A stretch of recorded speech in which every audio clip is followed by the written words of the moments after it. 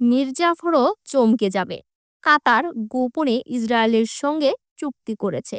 ইসরায়েলের শীর্ষ অস্ত্র ও প্রতিরক্ষা কোম্পানিগুলো কাতারের সঙ্গে কোটি কোটি ডলারের চুক্তিতে যুক্ত ছিল।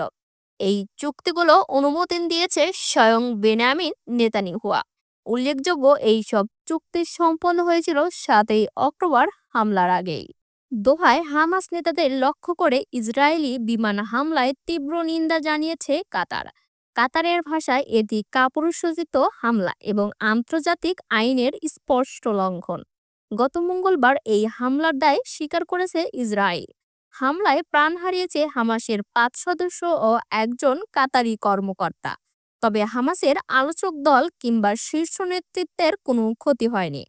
হামাসের একাধিক সূত্র জানায়, হামলার সময় সংগঠনের শীর্ষ নেতারা যুক্তরাষ্ট্রের প্রস্তাব করা সর্বশেষ যুদ্ধবিরতি নিয়ে আলোচনা করছিলেন।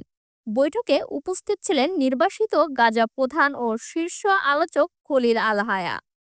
ইসরায়েলি হামলায় অন্যতম লক্ষ্য ছিলেন খলিল আল হায়া। বর্তমানে তিনি কাতারে অবস্থান করছেন এবং গাজার শাখার নেতৃত্ব দিচ্ছেন। একই সঙ্গে তিনি হামাসের আলোচক দলের প্রধান মুখ।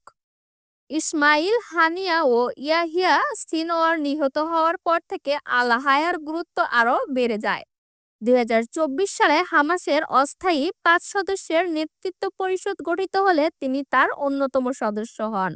১৯৬০ সালে গাজায় জন্ম হওয়া খলিল আল হায়া হামাসের প্রতিষ্ঠা লগ্ন থেকেই সংগঠনের সঙ্গে যুক্ত। সাম্প্রতিক বছরগুলোতে তিনি কূটনৈতিকভাবে অন্যতম প্রধান হয়ে ওঠেন। কাতারে অবস্থানের কারণে ইসরায়েল, মিশর, যুক্তরাষ্ট্রসহ বিভিন্ন দেশের সঙ্গে আলোচনায় তার ভূমিকা গুরুত্বপূর্ণ হয়ে দাঁড়ায়।